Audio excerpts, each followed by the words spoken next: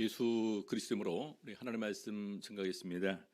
하나님 말씀 유다서 우리 오늘 1절에서부터 25절까지 있습니다.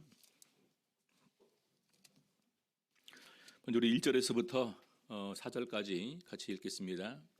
유다서 1절에서부터 4절 읽겠습니다. 예수 그리스도의 종이요 야고보의 형제인 유다는 부르심을 입은 자 곧 하나님 아버지 안에서 사랑을 얻고 예수 그리스도를 위하여 지키심을 입은 자들에게 편지하노라. 긍휼과 평강과 사랑이 너희에게 더욱 많을지어다.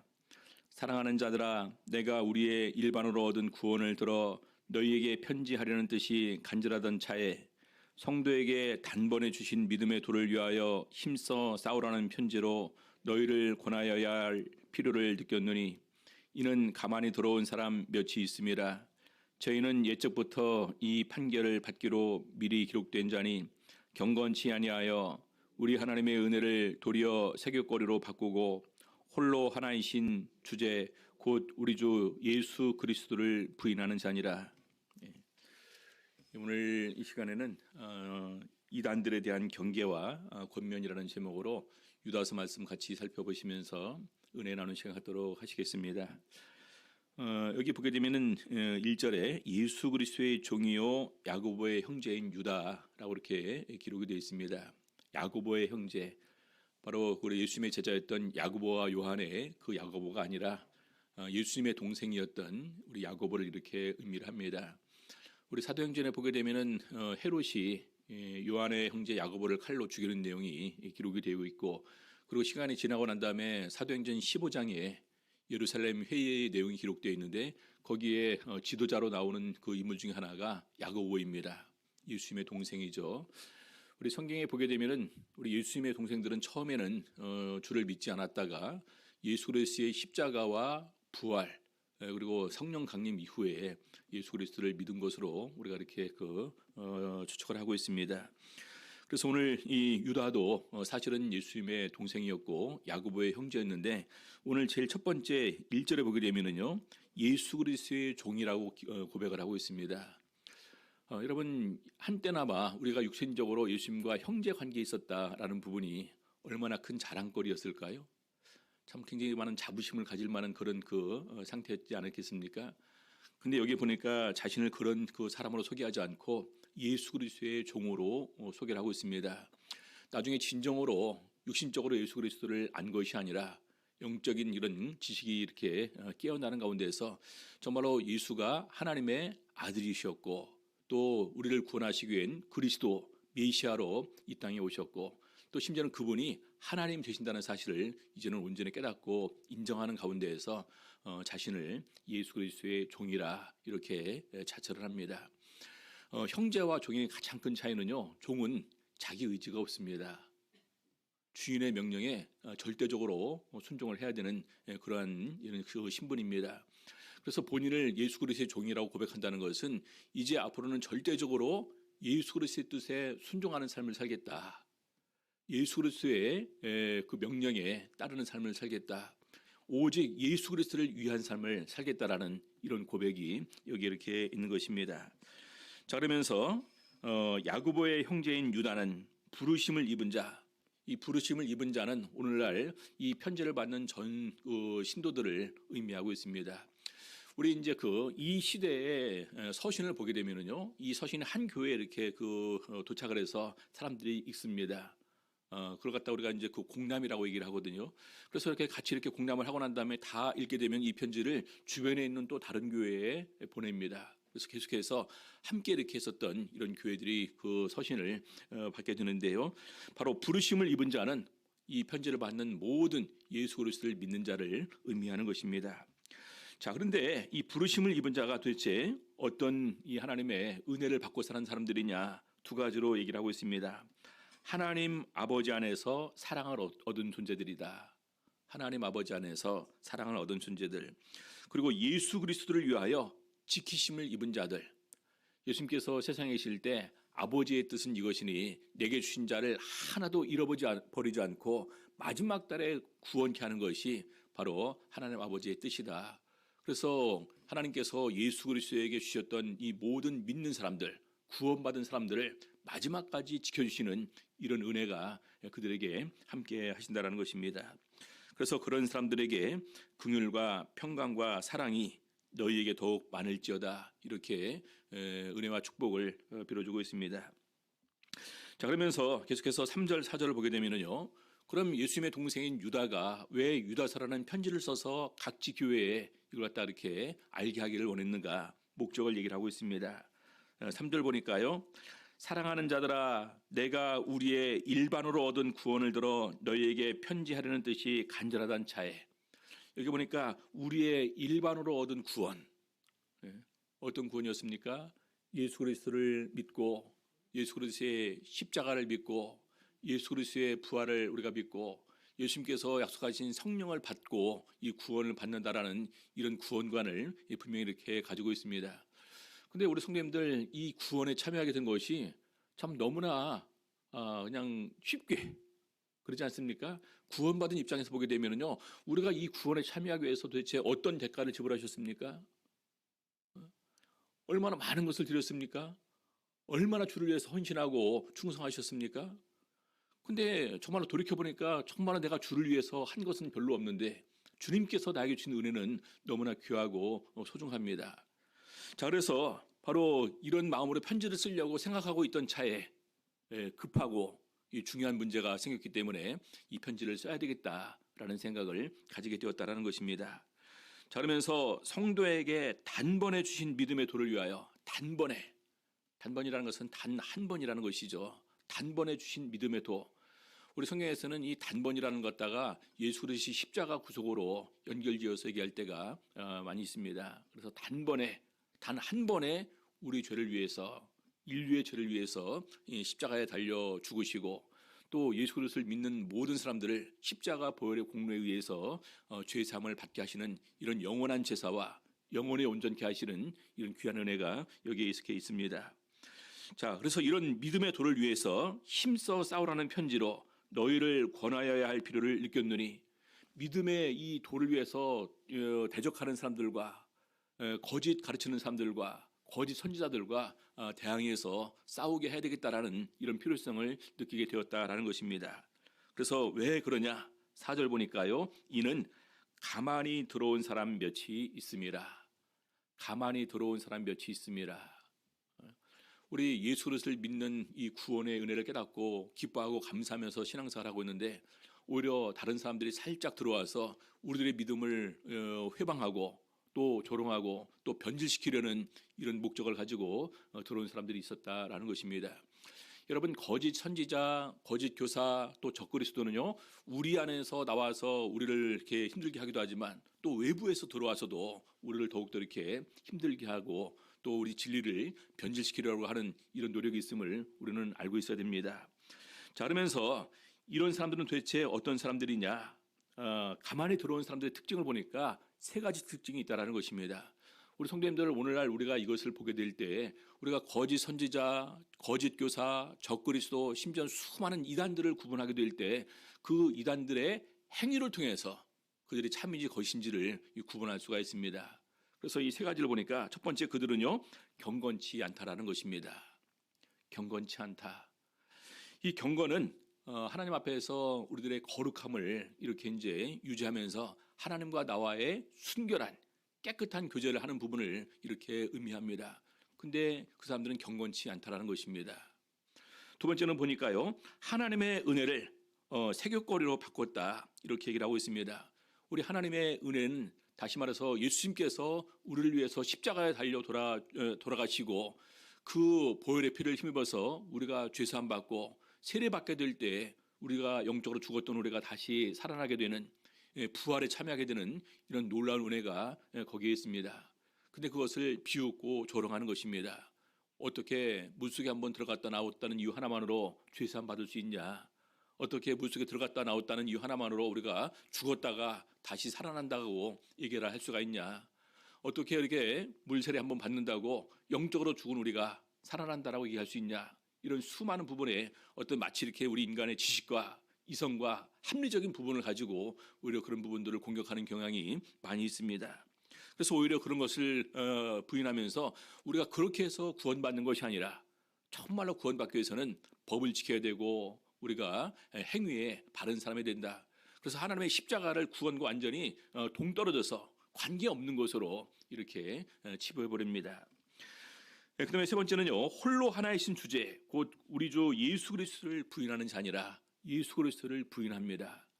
이때 당시에 두 이단이 이렇게 함께 이렇게 창궐하게 되는데요. 하나는 예수 그리스도의 신성을 부인하는 이단, 예수님의 인성을 부인하는 이단. 예수님의 인성을 부인하는 이단들은 예수님의 십자가 죽음은 쇼였다 이렇게 얘기를 하겠죠.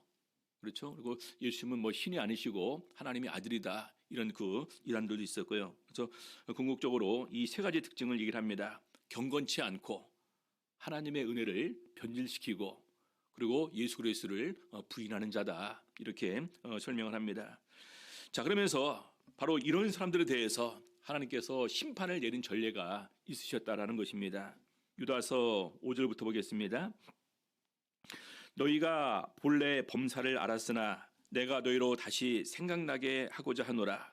주께서 백성을 애굽에서 구원하여 내시고 후에 믿지 아니하는 자들을 멸하셨으며 또 자기 주의를 지키지 아니하고 자기 처소를 떠난 천사들을 큰 날의 심판까지 영원한 결박으로 흑암에 가두셨으며 소돔과 고모라와 그 이웃 도시들도 저희와 같은 모양으로 간음을 행하며 다른 색을 따라가다가 영원한 불의 형벌을 받음으로 거울이 되었느니라. 우리가 경건치 아니하고 은혜를 바꾸고 그다음에 예수 그리스도를 부인하는 사람들이 있었는데 우리 구약 시대에도 하나님께서 특별히 멸망시킨 사례가 있는 것을 보게 된다면 하나님께서 싫어하는 것이 무엇인지를 우리가 알 수 있다는 것입니다. 그러면서 제일 첫 번째로는요, 애굽에서 구원해냈지만 이스라엘 백성들의 불신앙으로 멸망하여 불신앙으로 인해서 결과적으로 멸망된 사례가 있었다. 왜 그들이 멸망당했냐? 불신, 원망, 불평, 이것이 그들로 결과적으로 멸망케 했음을 얘기를 하고 있습니다. 그리고 두 번째로는 이 자기 주의를 지키지 아니하고 처소를 떠난 천사들도 하나님께서 직접 그들을 부르시기 위해서 만든 존재들입니다. 근데 그들이 교만해져서 자기 주의를 떠났어요.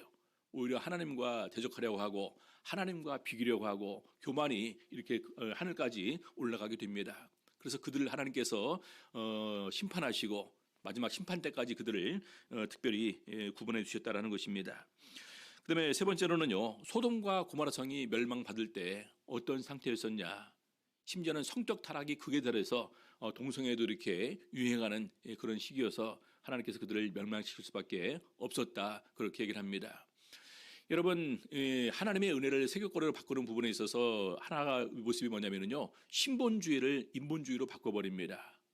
그렇죠? 그래서 우리 인권을 강조하는 가운데에서 인권이 신앙보다 먼저 이렇게 우선시되는 이런 부분들을 우리가 많이 볼 수 있지 않습니까? 그렇죠? 우리가 성경에서 보게 되면 반드시 이것은 처리해야 된다, 심지어는 죽여야 된다라는 이런 부분들이 오늘날 이 세상에서는 다 괜찮다라고 얘기를 합니다. 인권이 있으니까요. 한 사람 인격으로 그 사람을 존중을 해야 되니까요. 근데 우리 하나님께서 뭐라고 하셨습니까? 그래서 결과적으로 이런 부분에서 경건이 깨질 수밖에 없게 되고 하나님의 은혜가 오히려 아무것도 아닌 것으로 이렇게 뒤로 버려지는 이런 불상사가 일어나게 되는 것입니다. 자, 그래서 이 가만히 들어온 사람들이 있는데 구체적으로 그 사람들에 대해서 더욱더 이렇게 설명을 하고 있습니다. 유다서 8절 보겠습니다. 그러한데, 자, 그러한데라는 것은요, 앞에 세 가지의 멸망당한 사례가 분명히 우리가 성경 말씀을 통해서 보고 듣고 알고 있었던 사실입니다. 그러지 않습니까? 근데 가만히 들어온 사람들은, 이 꿈꾸는 이 사람들도 그와 같이 육체를 더럽히며 권위를 업신여기며 영광을 회방하도다. 이 가만히 들어온 사람들을 보니까 가장 중요한 것은 이 세 가지를 얘기를 합니다. 육체를 더럽히더라. 아까 경건치 않음과 같은 부분이겠죠. 육체를 더럽힌다. 우리 하나님께서 우리에게 원하시는 것은 거룩입니다. 거룩. 이 세상 사람들 가운데서 같이 섞여서 살지만 우리가 하나님의 백성답게, 하나님의 자녀답게 바른 정신을 가지고 깨끗한 마음을, 깨끗한 양심을 가지고, 선한 양심을 가지고 하나님께 나오기를 원하시고 계십니다. 근데 그들은 육체를 더럽힌다라는 거예요. 자, 그다음에 권위를 업신여깁니다. 마치 하나님과 대적하기 위해서 자기 처소를 떠난 천사들과 마찬가지로 권위를 더럽혀요. 우리 교회에도 권세가 있고요, 질서가 있습니다. 그래서 하나님께서도 교회에 나름대로 직분을 세우셨고, 그 직분의 가장 중요한 것은 그리스도의 몸된 교회를 바로 세우는 것이 가장 중요한 목적이면서 또 진리를 수호하는 것입니다. 근데 그런 권세를 갖다가 업신여깁니다. 그 다음에 영광을 회방합니다. 영광. 여러분, 이 교회의 머리는 누구십니까? 교회의 머리는 그리스도라고 우리 사도 바울이 많은 교회론을 얘기를 하는 가운데서 이렇게 밝히고 있습니다. 머리가 그리스도라는 것은 이 교회의 모든 일과 모든 사역의 중점이 예수 그리스도의 뜻에 순종하는, 예수 그리스도의 뜻에 합당하게 예수 그리스도를 기쁘게 할 수 있는 이런 일이어야 되는 것입니다. 근데 그런 부분들도 이렇게 회방하고 또 조롱하고 비웃는 가운데서 더 나아가 이제는 성령을 회방하면서 하나님의 영광을 회방하는 이런 부분까지 나가게 됩니다. 그래서 나중에는 뭐라고 합니까? 자기가 자칭 재림 예수입니다. 전 세계적으로 우리 이제 그 기독교 내에서 기독교 이단들을 보게 될 때 자칭 예수가 우리나라에서 제일 많다고 이렇게 얘기를 하죠. 그렇죠? 그래서 이것은 하나님의 영광을 자기가 빼앗는 것과 마찬가지인데, 바로 가만히 들어온 사람들이 이렇게 일을 한다는 것이죠. 자, 그러면서 이 하나님의 영광을 회방하는 것, 이것이 얼마나 이 심각한 일이냐, 중요한 일이냐라는 부분을 예로 들어서 설명을 하고 있습니다. 유다서 9절 보겠습니다. 천사장 미가엘이 모세의 시체에 대하여 마귀와 다투어 변론할 때에 감히 회방하는 판결을 쓰지 못하고 다만 말하되 주께서 너를 꾸짖으시기를 원하노라 하였거늘. 모세의 시체를 가지고 천사장 미가엘과 마귀가 서로가 그 모세의 시체를 가지고 가겠다고 다투게 됩니다. 그러면서 여러 가지 변론이 일어나게 되겠죠. 그럼 마귀의 특성은 뭘까요? 상대를 비웃고 조롱하고 또 심지어는 상대로 하여금 화나게 하게 하는 것이 마귀의 특성이겠죠. 그래서 계속해서 그렇게 하는 가운데서 천사장 미가엘도 정말로 그래도 끝까지 다 참을 수가 없는 가운데서 말은 해야 되잖아요. 근데 말이 뭐냐? 주께서 너를 꾸짖으시기를 원하노라. 이렇게 얘기했다는 것입니다. 이 이상의 말을 하게 되었을 때는요, 결과적으로 이것은 하나님의 영광을 자기가 취하는, 하나님의 권세를 자기가 취하는 이런 오류를 범할 수가 있겠죠. 그래서 천사장이었지만 최대한도로 자신을 낮추는 가운데서 또 자신의 어떤 그런 개인적인 이런 그 감성과 어떤 감정 이런 부분에 치우치지 않는 가운데에서 이런 모든 것을 하나님께 맡겠다라는 것입니다. 특별히 이 부분은요, 우리 이제 우리 본문 성경에는 나와 있지 않습니다. 우리가 보통 얘기를 할 때 현재 있는 이 성경에 있는 66권을 우리가 정경이라고 얘기를 하고, 여기에 좀 흡사한 그런 그 성경책들이 있었었는데 외경이라고 얘기를 하기도 하고, 그 외에 또 위경이라는 것들이 있습니다. 그래서 이제 그것들을 구분하는 가운데에서 정경에는 예수님께서 이런 그 십자가 구속을 창세기부터 쭉 설명해 나가는 가운데서 관련이 있던 중요한 것들을 바로 이게 정경에 포함시키고, 좀 그렇지 않고 확실히 무엇인가를 증명할 수 없는 것들은 외경과 위경으로 이렇게 분리를 해놨는데, 그 외경 중에 모세의 승천기가 있었다라고 합니다. 그래서 그 모세의 승천기가 있는데 거기에 모세의 시체를 가지고 천사장과 마귀가 다투는 내용이 이렇게 잠깐 기록이 되어 있다고 합니다. 왜 이 시체를 가지고 싸울까요? 이스라엘 백성들이 있어서 모세는 거의 하나님 다음입니다. 그렇죠. 시내산에서 계명을 가지고 이렇게 올 때 얼굴에서 광채가 났어요. 심지어는 그 광채의 빛이 너무나 강해서 두려워서 모세가 수건으로 얼굴을 가리고 이렇게 얘기를 했다라는 기록이 있습니다. 40년간 이스라엘 백성들 이끌면서 만나를 내려서 먹게 했죠. 또 반석이 따르는 가운데서 물을 주어서 먹게 했죠. 또 고기도 주어서 먹게 했습니다. 어떻게 생각을 할까요? 모세는요, 이스라엘 백성들이 있어서 아브라함 다음 모세입니다. 유대인들이 계속해서 모세에 대해서 자랑하지 않습니까? 자, 그런데 나중에 이 모세의 시체를 찾으면 이들이 어떻게 할까요? 계속해서 그 유고를 가지고 가는 가운데에서 그들이 그 모세의 시체를 신처럼 생각하고 거기에 경배를 드릴 수도 있는, 우상화 될 수 있는 그런 여지가 남아 있습니다. 그래서 그것을 이용하기 위해서 마귀는 시체를 가지고 가려고 했고, 천사장 미가엘은 그 시체를 조용히 아무도 모르는 곳에 이렇게 매장하려고 했다라는 이런 기록이 있습니다. 그래서 그런 부분에서 뺏어가려고 하니까 주께서 너를 꾸짖으시기를 원하노라 해서 마귀를 이렇게 물리쳤다라는 부분이 있습니다. 자, 그러면서 이런 부분들이 있었는데 유다서 10절 보니까요. 이 사람들은 무엇이든지 그 알지 못하는 것을 회방하도다. 여러분, 이 천사장 미가엘과 마귀의 다툼 가운데에서 진심으로 바르게 하나님을 알고 있던 존재는 누구였을까요? 천사장 미가엘이었어요. 그렇죠? 하나님의 뜻과 하나님의 섭리가 어디 있는지를 밝히 알고 있는 가운데서 그렇게 얘기를 했는데, 오히려 지금 가만히 돌아온 몇 사람은 하나님도 잘 모르는 가운데 아무것도 알지 못하면서 아는 척하면서 안다고 착각하는 가운데에서 이렇게 말을 한다는 것이죠. 그러면서 이 사람들은 무엇이든지 그 알지 못하는 것을 회방하는도다. 또 저희는 이성 없는 짐승같이 본능으로 아는 그것으로 멸망하느니라. 그래서 이 회방의 본질은 알지 못하는 가운데서 회방하는 것이다. 이성이 아닌 본능으로 이렇게 행하는 것임을 얘기를 하고 있습니다. 요즘에 우리 세상에서 자칭 예수라는 사람들의 가장 기본적인 특징이 바로 여기에 있습니다. 그들이 얼마나 하나님을 알까요? 정말로 그들이 하나님을 바르게 제대로 알았다면 그렇게 황당무계하게, 그렇게 교만하게, 그렇게 그런 말 함부로 이렇게 얘기할 수 있을까요? 하나님의 영광을 가로막는, 하나님의 사역을 회방하는, 성령의 사역을 회방하는 그런 엄청난 일을 저지르면서도 그들은 그냥 그것이 마치 맞는 것처럼 그렇게 행합니다. 그리고 본능에 따라서 결과적으로 그들의 결과를 보게 되면 행위로 다 나타나지 않습니까? 재물을 탐하고 성적인 타락이 있고, 그렇죠? 사회적인 어떤 그런 권세를 끝까지 부여잡기 위한 이런 부분을 보게 되면서 결과적으로 자기들의 행위로 자기들의 모든 것을 증명하는 것을 우리는 알 수가 있습니다. 자, 그러면서 바로 이들에게 얘기를 합니다. 11절, 화 있을진저 이 사람들이여.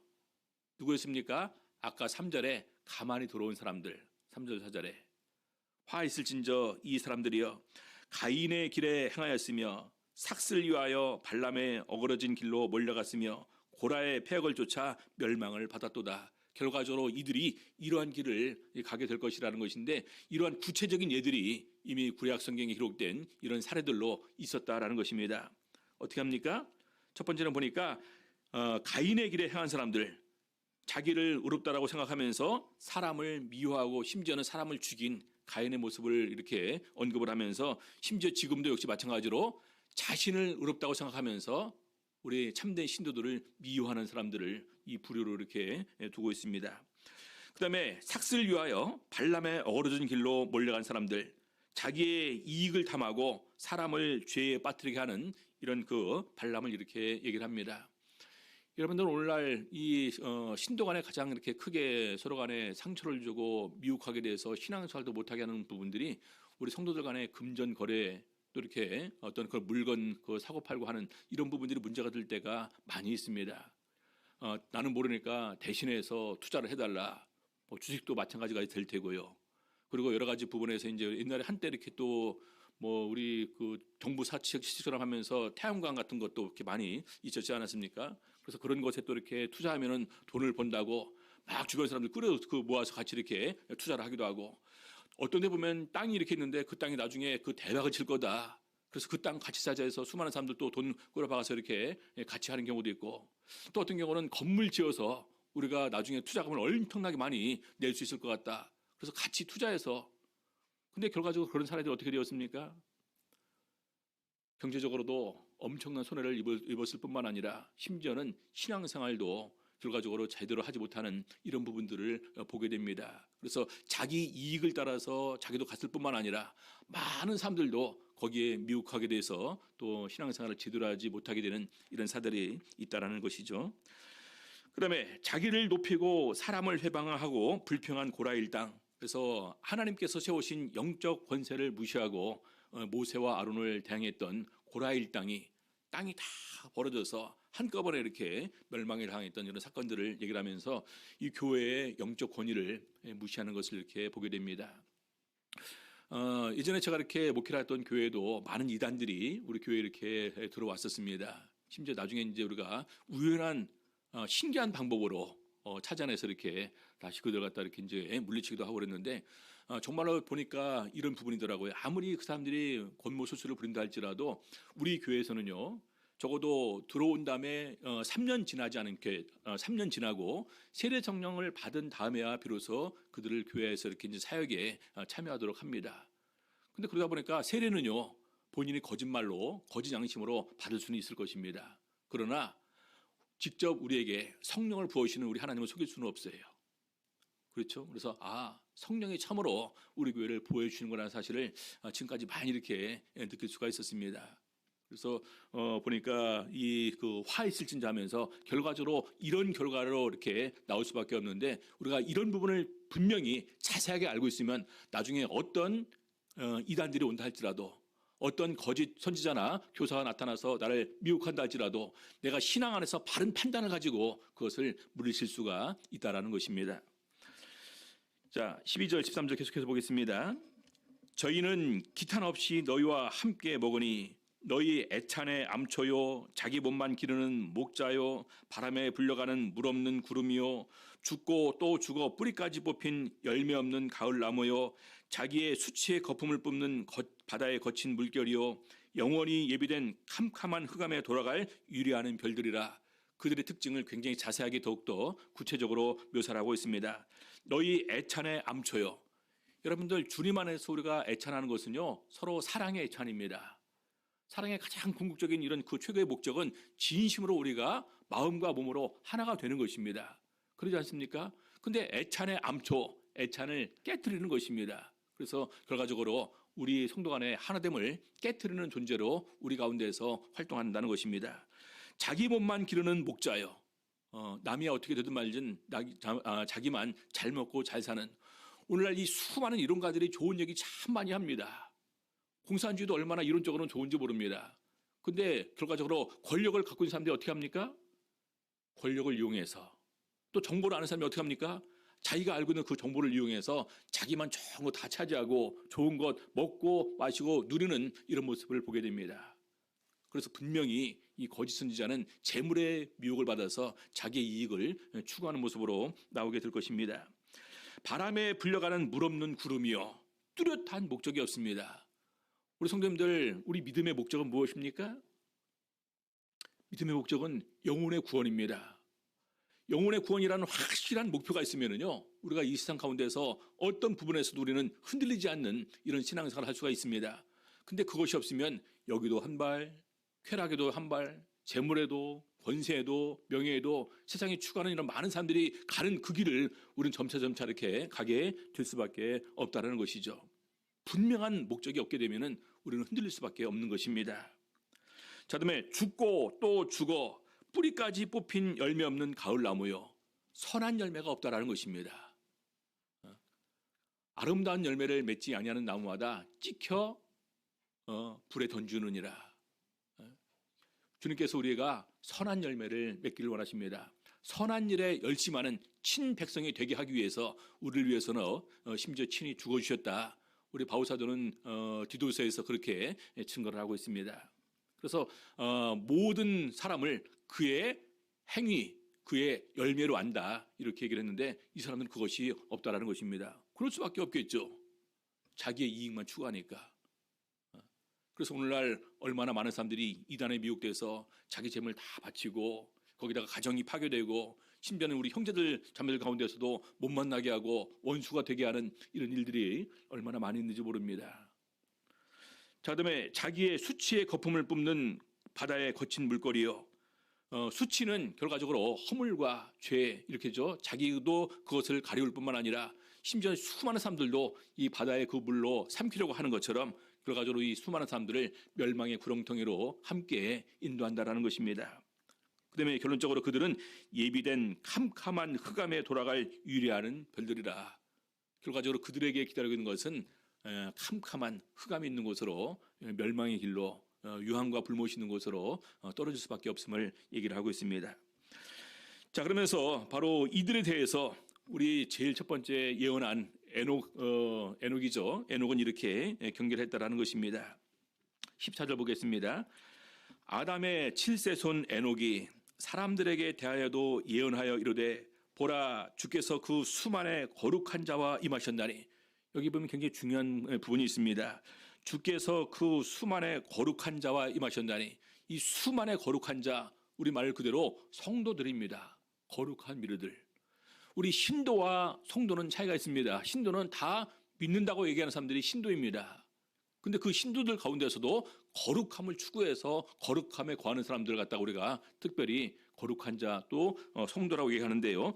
이 거룩한 자와 함께 임하셨나니 예수님의 그 재림에 관해서 예언하고 있습니다. 15절 이는 무사람을 심판하사 모든 경건치 않은 자의 경건치 않게 행한 모든 경건치 않은 일과 또 경건치 않은 죄인의 죽게 거스려 한 모든 강팍한 말을 인하여 저희를 정죄하려 하심이라 하였느니라. 에녹이 이렇게 예전에 예언을 했었다라는 것입니다.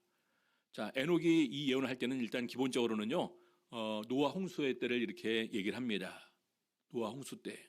근데 더 나아가서는요, 예수님의 재림 때를 또 이렇게 더 나아가서 이렇게 볼 수 있다고 얘기할 수 있겠죠. 그래서 이 노아 홍수 때에도 수많은 경건치 않은 사람들이 멸망을 당했습니다. 그렇죠? 노아 식구들만 이렇게 구원받은 것을 우리는 분명히 알고 있습니다. 왜 그랬냐? 결과적으로 그들도 경건치 않고 자기 이익을 쫓아가고 타락과 방탕과 성적인 어떤 그런 타락들이 그들에게 있었고 그래서 그들도 결과적으로 멸망당한 사례가 분명히 있었는데 이것을 두려워하지 않는 가만히 들어온 사람들이 함부로 이렇게 행하는 부분을 예를 들어서 지적을 하고 있습니다. 자, 그러면서 다시 경계를 합니다. 16절 이 사람들은 어떤 사람들입니까?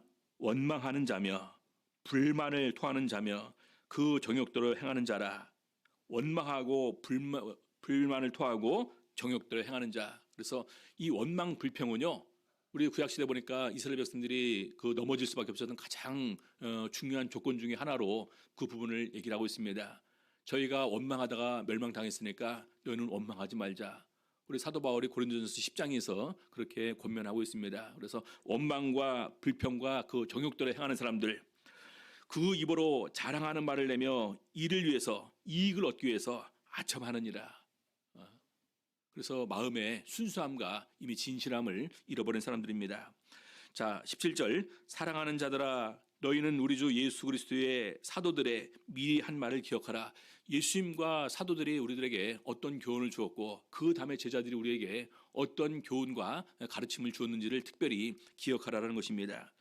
그들이 너희에게 말하기를 마지막 때에 자기의 경건치 않은 정욕대로 행하며 기롱하는 자들이 있으리라 하였나니 이 사람들은 당을 짓는 자며 육에 속한 자며 성령은 없는 자니라. 여기 보니까 어떤 사람들이라고요? 마지막 때에 자기의 경건치 않은 이런 정욕대로 행하는 사람들이다. 그 다음에 당을 짓는다. 당을 짓는다. 여러분들 제가 이렇게 이제 그 강남교회 소그룹 예배를 시행하면서 우리가 제일 첫 번째 주의할 것이 집단 이기주의를 조심을 해야 된다. 그렇죠? 우리 교회 모든 성도는요, 아동부부터 할머니까지 시작해서 또 어린아이들부터 할아버지까지 해서 다 한 형제고 한 자매입니다. 하나입니다. 근데 어느 순간에 보게 되면 우리가 집단 이기주의가 되다 보면 그냥 아무것도 아닌 먹는 것, 마시는 것, 애경사 문제 때문에 그럴 때 이렇게 서로 관심 갖지 않고 그냥 그 소그룹만 이렇게 하는 것을 보게 됩니다. 이것은 바람직하지 않죠. 항상 우리가 그런 부분을 주의를 해야 됩니다. 그리고 또래 모임 같은 거라든지 여러 가지 이제 하면서 이제 특별히 이제 그분들만 그 교회에서 특별한 모임을 가지러 가면서 결과적으로 교회의 여러 가지 부분에 이제 해를 주지 않으면 괜찮은데 피해를 끼치는 경우가 있다면 이것은 이렇게 좀 문제가 있습니다. 그래서 어떻게 보면 또 자기의 어떤 이익에 따라서 움직여지는 당을 짓는 이런 일이 발생할 수도 있겠죠. 그래서 이것을 경계하고 있습니다. 그다음에 육에 속한 자며 하나님의 영적인 일을 추구하기보다는 계속해서 육적인 일만 추구하는 이런 그런 부분들이 있다는 것이죠. 성령은 없는 자 아니라 여러분 성령을 받았다고 하면서 나도 성령 받는다라고 하지만 중요한 것은 성령이 계속해서 함께 거기에 역사하고 있느냐 역사하지 않고 있느냐 사실 이것이 더욱더 중요한 문제입니다. 우리 사도 바울도 우리에게 은사를 구해야 된다. 직분을 구해야 된다. 근데 아무리 좋은 은사가 있고 직분이 있다 할지라도 결정적일 때 하나님께서 성령으로 역사해 주지 않으면요 의미가 없습니다. 그래서 바울 사도가 항상 성령의 나타남과 능력으로 했음을 이렇게 고백을 하고 있습니다. 자, 마지막으로 20절부터 23절까지 그래서 이제 그 최종적으로 우리의 신앙을 권면하고 있습니다. 유다서 시간이 다 됐네요. 그렇죠? 다음 시간에 이렇게 이제 보도록 하고요. 아무튼 이런 부분들을 보게 되면서 우리가 그러면 어떠한 모습으로 살아가야 될까? 지금까지 유다가 이렇게 계속해서 우리들에게 그 경계한 것, 가만히 들어온 사람들이 어떤 존재로 우리를 미혹하느냐, 이런 부분들 우리가 바로 알고 있어야지만 우리도 그 부분을 미리 이렇게 예방하고 또 심지어는 대적해서 물리칠 수가 있다라는 사실입니다. 가장 중요한 것은 우리는 어떻게 살아야 될까요? 그들이 행했던 반대로는 행하면 되겠죠. 첫 번째는요, 경건하게 살면서 우리의 이익을 위해 사는 것이 아니라 하나님을 기쁘시게 하는 모습으로 살아가는 우리가 되어야 될 것이고, 더 나아가 하나님께 영광을 돌리고 하나님을 기쁘시게 하는 우리 성도들의 삶으로 나가게 될 때 우리는 더욱더 주 안에서 굳게 설 수 있는 이런 믿음 생활을 할 수 있게 되는 것입니다. 나중에 이 부분은 유다서 마지막 부분에서 다음 시간에 이렇게 어떤 이런 삶을 살 것인가라는 부분에 관해서 말씀을 드리도록 하겠습니다. 찬양 55장 찬양하시겠습니다.